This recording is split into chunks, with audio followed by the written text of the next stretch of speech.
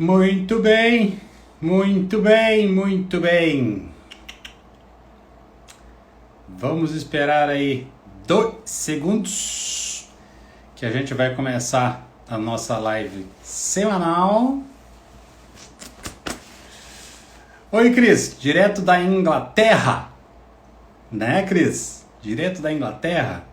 Fernanda entrando. Hello, baby. Muito bem, Fernandinha, Ana Cláudia, já estamos começando a fazer um quórum bom aqui, hein, pessoal?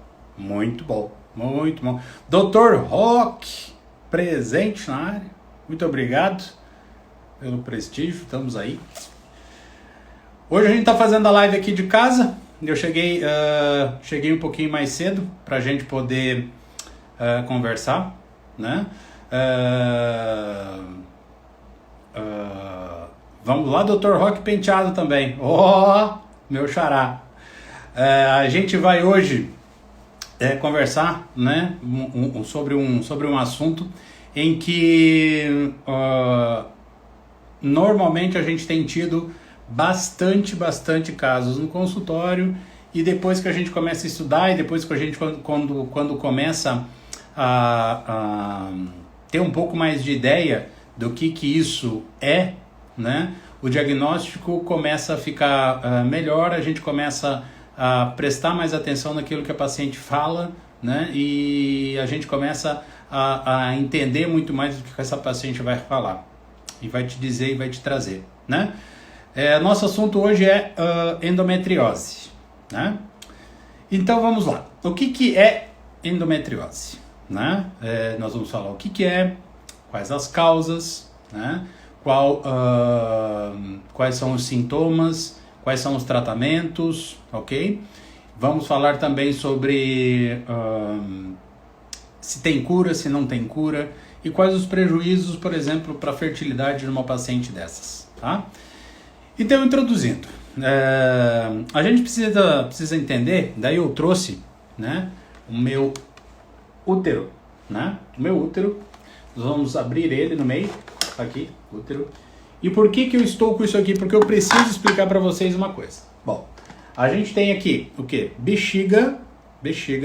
A gente tem aqui útero, vagina, vulva, e a gente tem aqui intestino, correto? Bom, vamos lá. Esta partezinha aqui de dentro do útero, tá? Isso aqui a gente chama de endométrio, certo? Bom, o endométrio, né, ele serve, vamos exemplificar assim, como se fosse um acolchoadinho, um forrinho, para que aconteça a gestação, né? No momento em que há a fecundação aqui nas trompas, né? Então vou mostrar a trompa para vocês. Ó, isso aqui é uma trompa, ok? Pela trompa. Ali acontece a fecundação. Esse embrião migra e ele vai entrar aonde? Ali dentro do nosso útero, onde a gente tem o quê? O endométrio. Bom, se essa parte aqui é endométrio, né? A endometriose, né? Relação aí com o nome, é o seguinte: é a presença, tá, desse tecido que a gente chama de endométrio, que deveria estar dentro do útero, mas não está. Onde é que ele está? Ele está fora, né? Ele está cometendo parede uterina, ele está comprometendo trompas, ele está comprometendo ovário. E por que, né, os sintomas? Ele também compromete região de bexiga, região posterior aqui do útero, na vagina, né? Pode comprometer pela proximidade o intestino. Então, assim, a gente tem nesse exemplo aqui, né, a gente vai ter uma disseminação dessa parte de dentro do útero que a gente chama de endométrio para a parte de fora do útero. Daí você fala assim, mas como é que vai parar lá, né, a endometriose, né? Bom, as mais aceitas, né, e talvez uma das que eu mais aceito como talvez um pouco mais verdadeiras, é que a gente tem o nosso útero, tá? E alguns autores dizem que a menstruação retrógrada, ou seja, a menstruação ela tem que descer por aqui, ok? Essa menstruação retrógrada, ela reflui pelas trompas e cai lá dentro da pelve feminina. Só para vocês lembrarem, aqui a gente tem os 2 ovários, as trompas, o útero, o colo do útero, que é da onde a gente coleta o preventivo, e é dali que sai a menstruação, e é ali que a gente coleta o preventivo. Isso tudo está dentro do quê? Dentro da vagina, isso aqui dentro da vagina, tá? E essa parte de dentro aqui, lá dentro da barriga. Então, a endometriose, uma das nossas hipóteses, é que haja a menstruação retrógrada, ok? Então, essa menstruação, em vez de ela descer, ela reflui, e no momento que ela reflui, ela vem por essa trompa e cai lá dentro da barriga. No momento que ela cai lá dentro da barriga, ela pode afetar algumas áreas, como a gente falou, né? Bexiga, fundo da vagina, né? O próprio intestino, porque ela refluiu, né, pessoal? Refluiu, caiu aqui dentro, e aí ela acaba se estabelecendo nessa região, né? E nessa região intestinal. E aí o que acontece, né? Por estímulos hormonais, que são esses estímulos vindos do ovário, tá? Essas glândulas que deveriam estar dentro do útero, porque são parte do endométrio, no momento em que você vai menstruar, tá? Essas glândulas que estão fora do útero, que são da parte de dentro, elas acham que elas estão lá dentro ainda e elas acham que elas têm que menstruar também. E aí a gente tem a dor, ok? Então a gente entende que a endometriose, ela é muito, eu já estou vendo um monte de paciente que entrou aqui que tem endometriose, que a gente diagnosticou e que a gente vem tratando, tá? Não se preocupe que a gente não vai falar o nome de ninguém, né? Doutora Karen, querem falar de sexualidade, sigam a doutora Karen, ok? É craque nisso. O que a gente percebe? No momento em que a gente tem estímulo estrogênio sobre esses focos de endométrio, né? Ó, Larissa sabe o que a gente está falando, né, Larissa? A gente tem esses focos de endométrio fora da cavidade uterina, a gente tem endometriose. Então, quais são os sintomas de endometriose? Bom, dor pélvica intensa, tá? Dor pélvica intensa. Essa é a paciente que chega no consultório falando para você assim: "Bah, doutor, eu tenho tanta dor que eu tenho que ir para o hospital fazer Buscopan na veia", né? Ou então, olha, doutor, eu tenho tanta dor que eu chego a vomitar de dor, eu tenho quadros de dor pélvica, assim, que eu falo do trabalho, eu tenho dificuldade de ir trabalhar, de fazer as minhas coisas habituais, porque período menstrual para mim é muito difícil, né? As pacientes também reclamam muito, né, de dor durante a relação sexual, que a gente chama do quê? De dispareunia, de profundidade. Por que dispareunia de profundidade? Porque, como eu disse para vocês, a gente pode ter endometriose nessa região aqui, ó, que a gente chama de fundo de saco posterior. E aí o que acontece? O pênis entra na relação, bate nesse fundo aqui, e no momento que bate nesse fundo aqui, né, a paciente acaba ficando com dor. Lembrando que a dor pélvica normalmente é cíclica. Ela vai doer normalmente quando vocês estão no período menstrual ou no período ali pré-menstrual, quando a gente começa a ter essas alterações hormonais. Então, o que acontece? Esses focos de endometriose, né, podem também estar em outro local, que são os ovários, que são as trompas, e uma coisa bem chata, pode pegar também intestino. Então, um dos outros sintomas que nós temos, tá, seria alteração intestinal no período menstrual, ou seja, a paciente fica com o cocô mais preso ou ela fica com diarreia, ok? Normalmente as pacientes relatam também um volume menstrual mais aumentado. Então, se eu pegar desses sintomas, 4 deles, 4, e esses aqui que a gente precisa saber: alteração de volume menstrual, dor pélvica intensa, dor durante a relação sexual em profundidade e alteração intestinal durante o período da menstruação. Se eu tiver desses 4, né, eu não preciso ter todos, tá? Mas assim, tem pelo, tá em cima do muro, tá miando, só pode ser gato. Ok? Então o que acontece? Eu tenho esse diagnóstico clínico, beleza? E aí o que acontece?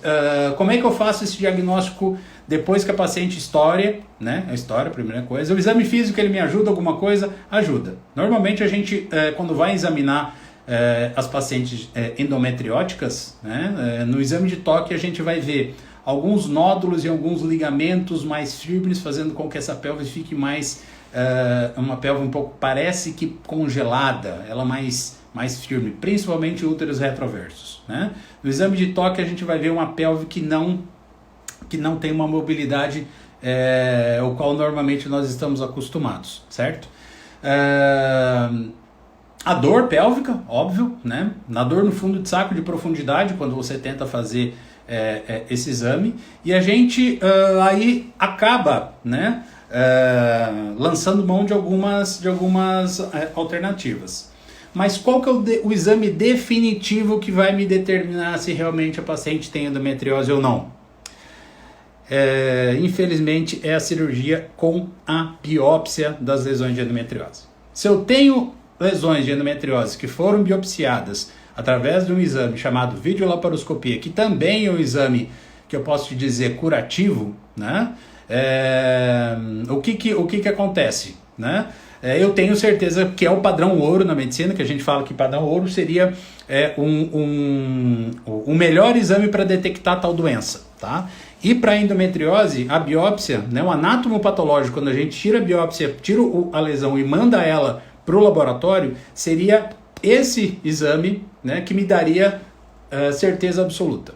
Mas, né, nem todo mundo vai querer fazer essa cirurgia de cara. Nem todo mundo, né, às vezes a paciente tem os sintomas e ela quer ter alguma resposta sem que ela tenha que fazer essa cirurgia, chamada videolaparoscopia, em que você coloca via umbilical e mais 2 cortezinhos aqui, né,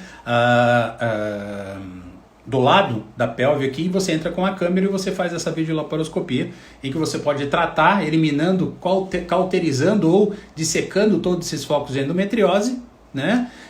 E também a gente acaba fazendo a biópsia, então você acaba olhando toda a região por fora do intestino, né? Às vezes é importante também fazer uma colonoscopia para ver como é que esse intestino tá.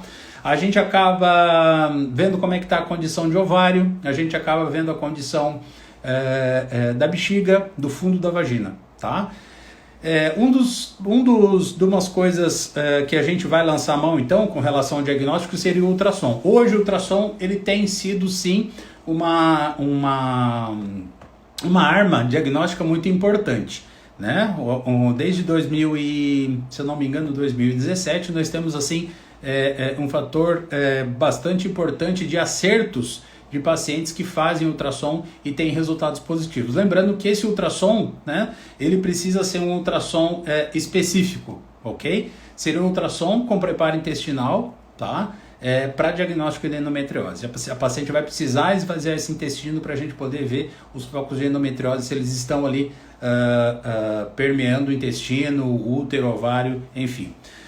A segunda arma que a gente tem para poder fazer diagnóstico também seria a ressonância magnética de pelve, que também a gente necessita fazer ela com preparo intestinal, certo? Esse preparo intestinal também seria para a gente ver comprometimento de intestino na parte de dentro do intestino, né? Isso aí mesmo, Cláudio. O Dr. Rodrigo faz muito bem na área de endometriose e assim eu confio muito no exame dele.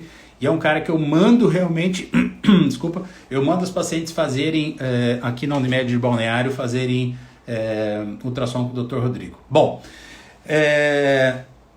um dos sintomas, que na verdade não é sintoma, mas que acaba sendo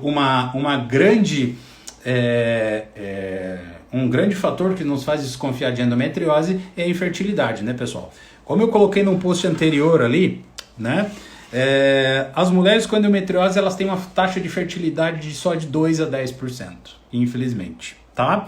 20 a 50% das mulheres inférteis, ok?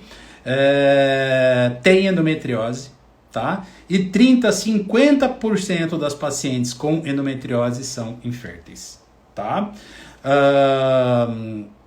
Infelizmente, a gente não sabe dizer o que acontece, por que acontece a infertilidade na endometriose.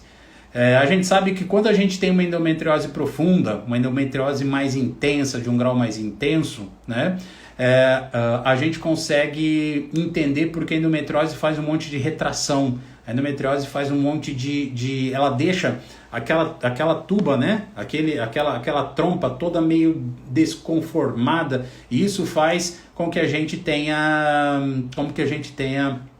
algumas dificuldades desse embrião, né? Ou de você fazer, né, a fecundação e esse embrião entrar aqui dentro do útero. Então há uma deformidade dessa tuba aqui. Quando a gente não tem uma endometriose muito profunda, tá? A gente acha que são fatores multi, né? E a gente entende que a endometriose faz um problema que eu posso falar que seria um problema inflamatório. Esse problema inflamatório nesse fluido peritoneal produz uma quantidade de citocinas, e essas citocinas, por incrível que pareça, fazem ativação de macrófagos, que são células que fazem nossa defesa, tá? E que produzem, pasmem, oxigênio e nitrogênio, e esse oxigênio e nitrogênio comprometem a qualidade dos gametas. Aí você fala, caramba, eu não sabia disso. Quando eu fui estudar endometriose um pouquinho mais sobre atualizações, principalmente com relação à infertilidade, a gente descobriu isso.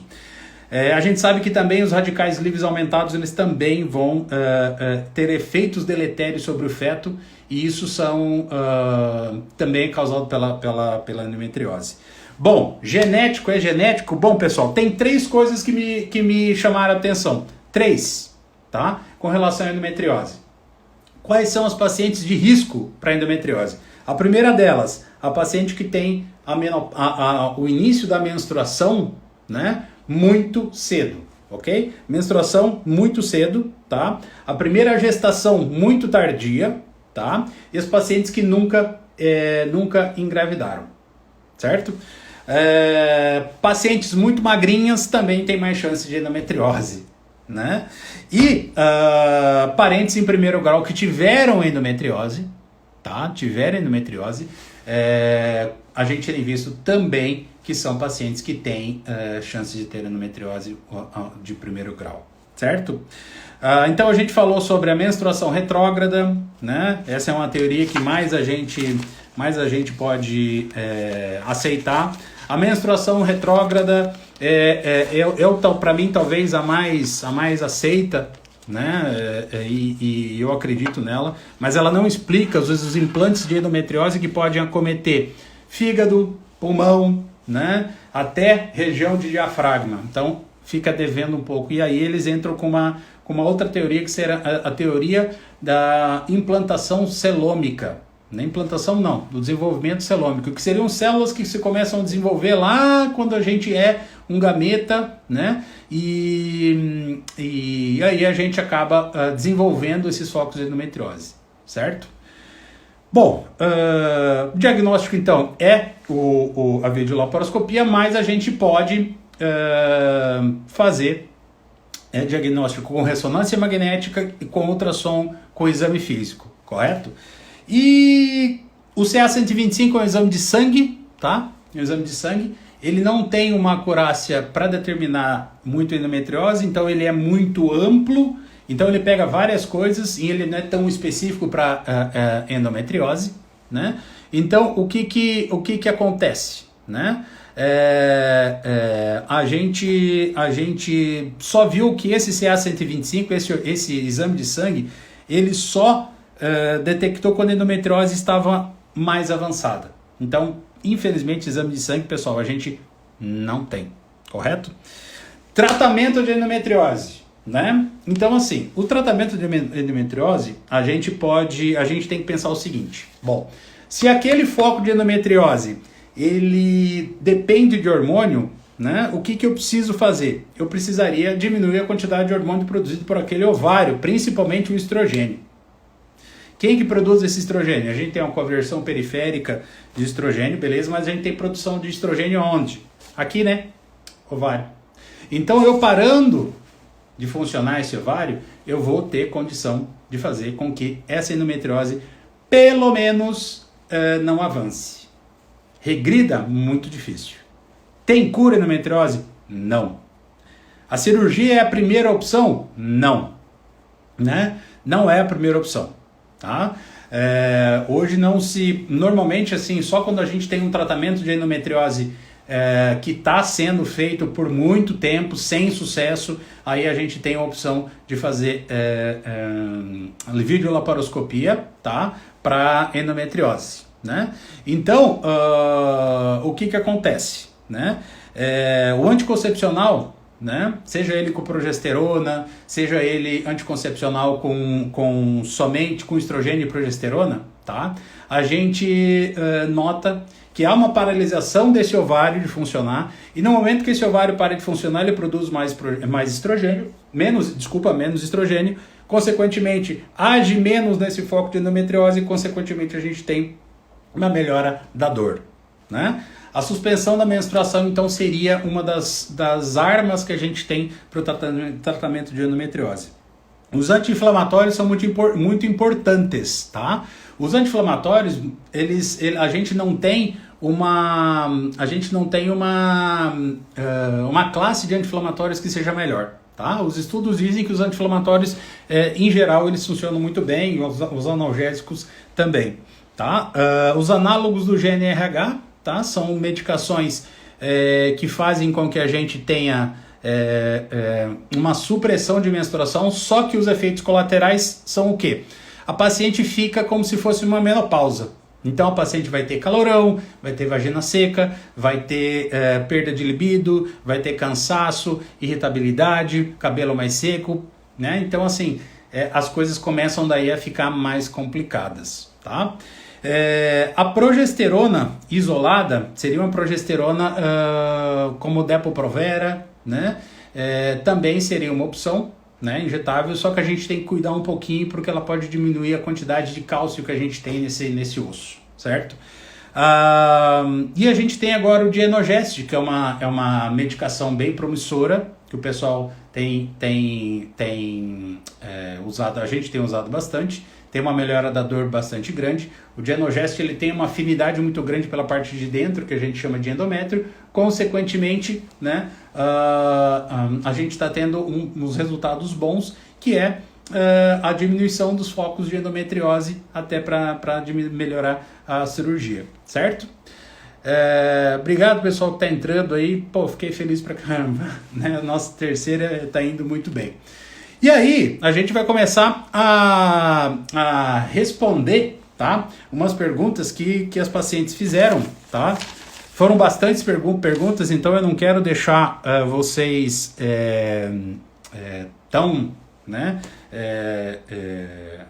encher muito o saco de vocês com tantas, mas assim, as perguntas às vezes, como diria quando a gente era criança, né? Escuta a pergunta porque aquela pergunta pode ser também para esclarecer tua dúvida. Lembra quando as professoras falavam isso, né? Então vamos lá. A Janaína me perguntou, a dificuldade de se descobrir o nível de dor das pacientes. Isso é verdade, né? Eu acho que a gente sempre teve muita... A gente, a Mari... o Nivale presente. A gente sempre teve muita... A gente tem muita dificuldade de dimensionar dor. Dor é uma coisa muito subjetiva, né, gente? Então a gente tem uma dificuldade, né, de determinar, olha, o que essa paciente tem é muita dor mesmo, né? Tem pacientes que têm muita endometriose e pouca dor, tem pacientes que têm muita endometriose e muita dor, e tem pacientes que têm pouca endometriose e muita dor, certo? Tem pacientes que só começam a entender de endometriose, né, e que acham endometriose por acaso. Ela vai lá fazer um ultrassom com o médico e acaba encontrando endometriose, né? E aí descobre, e aí, por incrível que pareça, a paciente começa a sentir um pouco mais de dor. Porque aí ela entende que aquilo que ela sentia, na verdade, não eram coisas da cabeça dela, né? Era realmente a endometriose que estava incomodando, né? Janaína perguntou pra gente, é uma doença autoimune? Existe uma teoria que fala que a gente pode ter um sistema imunológico, né? Tem cura? A segunda pergunta dela, não tem cura, tá? Por que aparece em vários órgãos? Porque a gente tem uma disseminação tanto por menstruação retrógrada, que é uma das nossas teorias, né, do aparecimento da endometriose, e as lesões mais distantes seriam por uma outra teoria, que seria a metaplasia celômica, tá? De onde vem? Bom, isso a gente respondeu. Por que a endometriose ela dói, né? Bom, ela dói porque a gente falou no início, são foquinhos da parte de dentro do útero, que a gente chama de endométrio. Essa parte de dentro do útero, que chama endométrio, não está dentro do útero. Está onde? Está fora. Só que essa parte de dentro do útero pensa que está lá dentro. E como tal, isso aqui menstrua todo mês. Só que estando fora, ela pensa que ela tem que menstruar todo mês. Então, por ação hormonal e localização dessas lesões, né, a gente pode ter dor. Por quê? A endometriose invade, né, os ligamentos, onde a gente tem inervação, né, ela modifica, ela faz uma alteração neurológica naqueles locais e a paciente fica com dor. Por isso que às vezes a gente trata e somente cirurgicamente, e mesmo assim tem pacientes que vão acabar ficando com dor, tá? A Tati perguntou, o diagnóstico é por ultrassom, como a gente comentou, né? Pode ser feito por ultrassom. Hoje o ultrassom está tendo uma boa eficácia pra gente, né? Com relação a endometriose, tá? Ressonância também, tá? Mas nada substitui com que a gente converse primeiro com a paciente. E uma das coisas que eu tinha...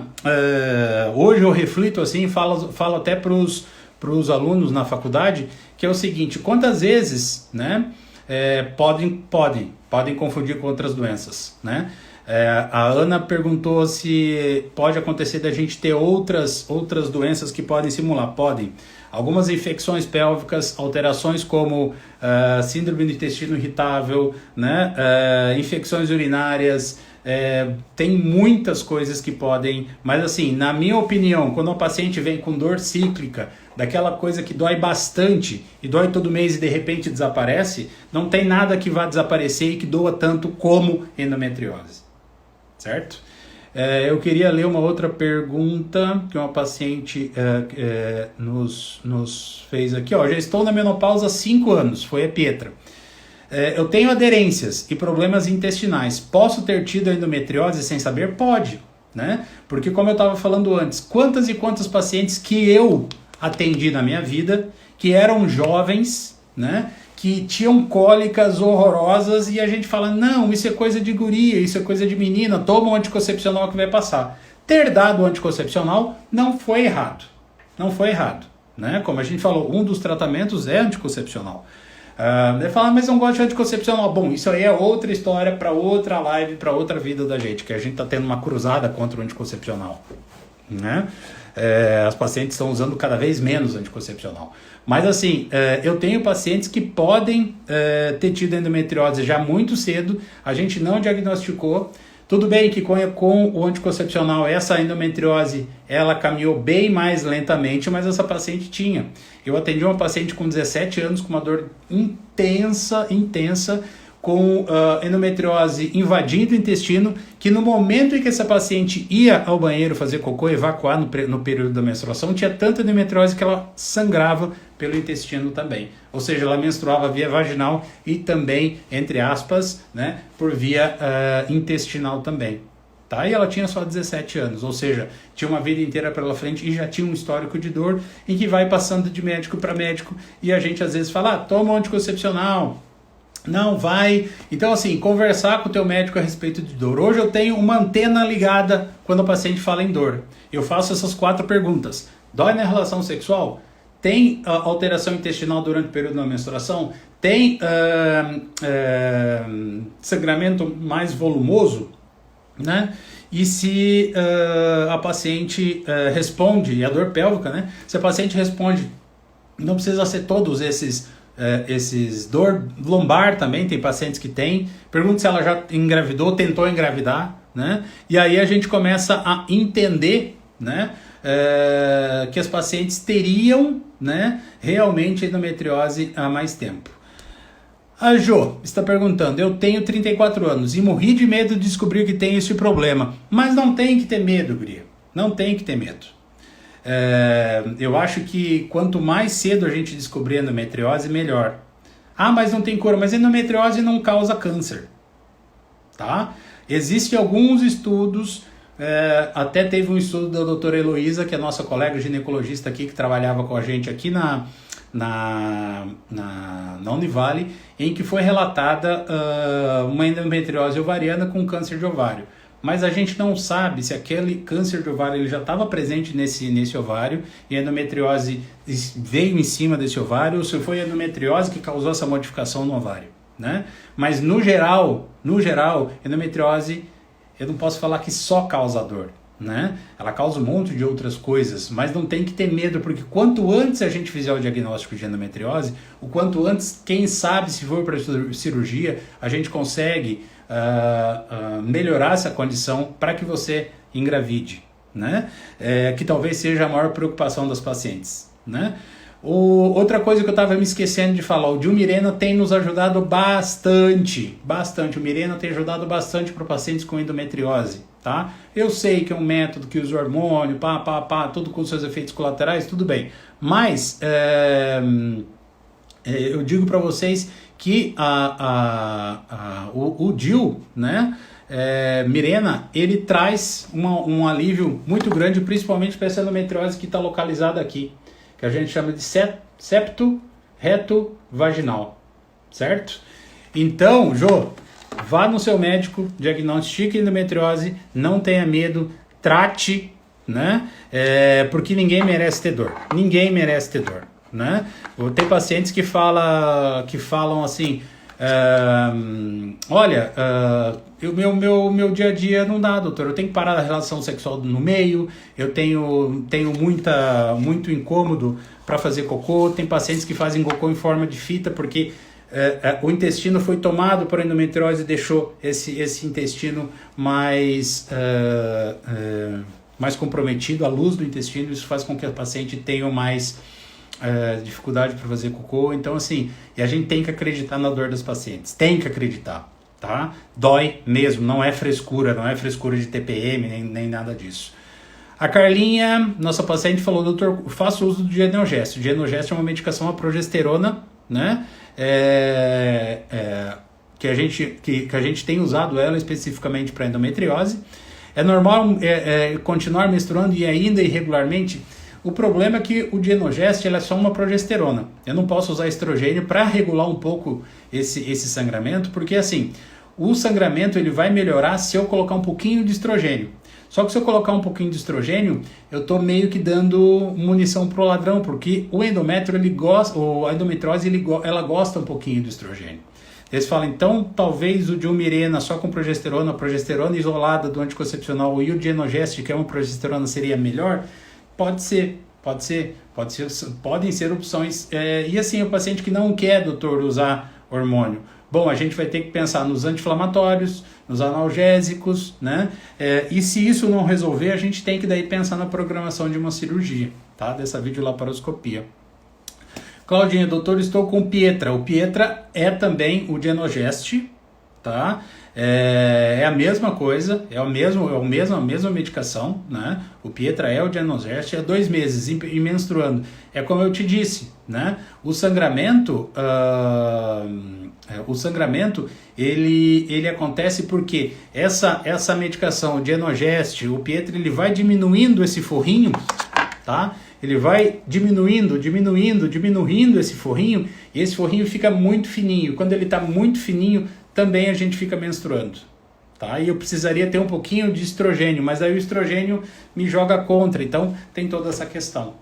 Entendeu, pessoal? Mais alguma pergunta, gente? Ficou alguma dúvida? Né? Eu acho que essa live coloca, e eu quero agradecer vocês aí por terem entrado e nos prestigiado. Eu acho que a gente tem bastante assuntos aí para a gente discutir, né? O que me chama mais atenção é que a cólica nem sempre vem quando estou no ciclo. É porque as cólicas e a dor, né, da endometriose não tem sempre a ciclicidade do período menstrual. Pode doer fora do período menstrual, sim. Pode doer, tá? Então, meus pacientes falam, mesmo eu não estando perto do período menstrual, vou ter relação sexual, dói, né? O doutor tinha mandado uma pergunta antes. Deixa eu ver se eu acho aqui, então, pessoal, pergunta de antes. A Bárbara teve uma pergunta aqui que eu não respondi. Minha mãe teve, minha irmã tem. Já vou marcar minha consulta.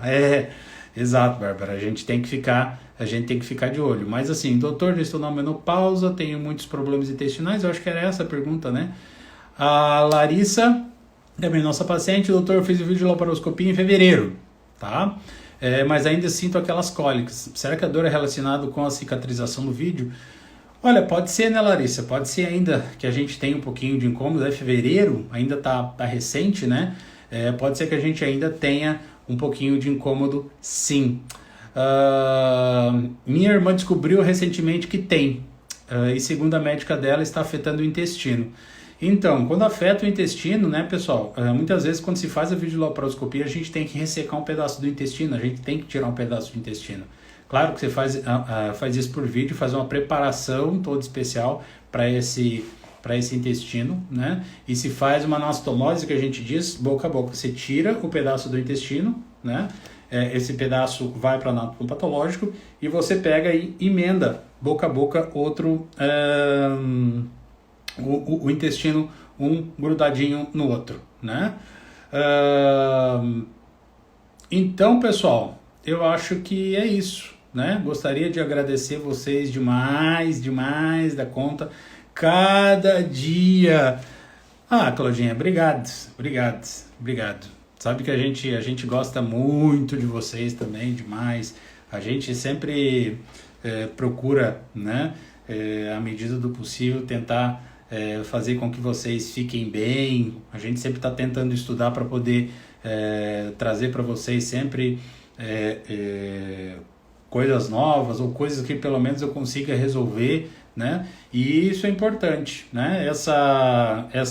Ter estudado novamente, ter feito minha pós-graduação.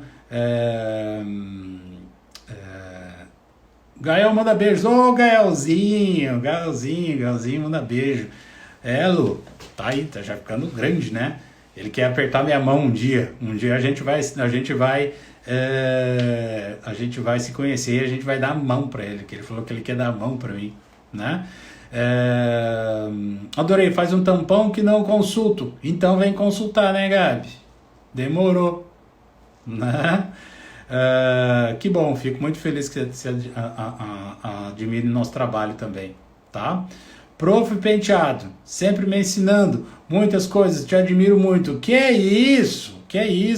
Doutora Thalita, colega nossa aí também, da Univale, né? Agradeço a admiração de vocês, eu fico lisonjeado, né? Ter médicos, ter colegas que né, nos mandam mensagens assim, né? A gente fica super feliz. Também admiro demais vocês, todo esse esforço que a gente tem tido aí para fazer com que a gente mantenha nossos alunos da Univale estudando. Então, eu sei que, né? E vocês, pensa só, a doutora Thalita saiu da residência, foi nossa colega ali na residência e já está dando aula. Muito bom. E endometriose engorda? Não engorda. Não. Engorda é a gente não fazer atividade física e comer. Isso engorda bastante, né? A gente equilibrar a quantidade de calorias que a gente come com a quantidade de calorias que a gente emagrece. Obrigado, Carlinha. Obrigado. Bom, excelente assunto. Qual será o próximo? Não sei ainda. A gente tem um monte de coisa para falar. Tem um monte de gente que quer que a gente fale sobre hormônios e atividade física, tá? Tem gente que já pediu pra gente falar sobre esteroides anabolizantes, por causa da medicina do esporte. Tem pacientes que já pediram bastante menopausa, né? Bastante gente mesmo já pediu menopausa, né? Então a gente tá...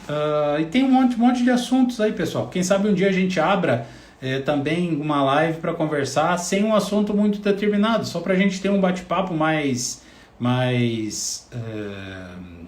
informal, talvez, né? Se quiserem eu tiro o jaleco, tiro a gravata, fico só de camisa, não tem problema, a gente conversa. Se isso às vezes deixa as pessoas mais intimidadas, ou elas não têm tanta coragem de perguntar, né? Capaz, né? A Carlinha falou que divulgue a live e me orgulho de ser sua paciente. Eu me orgulho de ter vocês como paciente também. A Carlinha é uma excelente dentista aí, né? Nossa amiga de muito tempo aí, né? Trabalhou em hospital, a gente trabalhou, e agora tá aí na nossa odontologia. Certo, pessoal? Queria agradecer vocês demais, tá? Dizer que as nossas últimas duas lives, elas tiveram uma visualização muito grande, tá? Eu não esperava isso, né? Essa condição da pandemia fez com que a gente reinventasse algumas coisas. Eu fico feliz que tenha dado certo. Eu não tenho a pretensão de que eu tenha milhões de visualizações, eu tenho pretensão de trazer um pouco de conhecimento para vocês, pessoal de Manaus entrando também. Eu tenho a pretensão de fazer com que vocês esclareçam suas dúvidas. É muito gostoso. Obrigado, Jane, obrigado. Essa paciente, são duas pacientes, mãe e filha aí, né? Então, assim, para trazer algum tipo de ajuda a vocês, de conhecimento, né? Eu adoro fazer medicina, eu adoro fazer dar aula, eu adoro fazer live também. Isso eu estou gostando demais. Nem que seja uma coisa que a gente possa dividir alguma experiência junto com vocês, experiências de consultório, né? E poder, né, ter vocês juntas e juntos, né? É um prazer enorme. Eu queria agradecer muito, certo? Fábio, uma hora a gente pode falar também de câncer de mama e terapia de reposição hormonal, que é uma coisa que o paciente tem muito medo, né? E os mastologistas não gostam muito, né, da TRH. Eu gosto de TRH, eu gosto de hormônio demais, mexo com hormônio demais, gosto muito de hormônio. Cada vez que eu sei mais de hormônio, eu estudo mais e mais eu vejo que eu não sei, né? Então, isso me fascina bastante. A gente tem que ter muito cuidado com o hormônio. E tem uma coisa que também eu estava só esquecendo, pessoal. Gestrinona diminui focos de endometriose, tá? Por quê? Focos de endometriose são estrogênios dependentes. Gestrinona diminui a quantidade de estrogênio.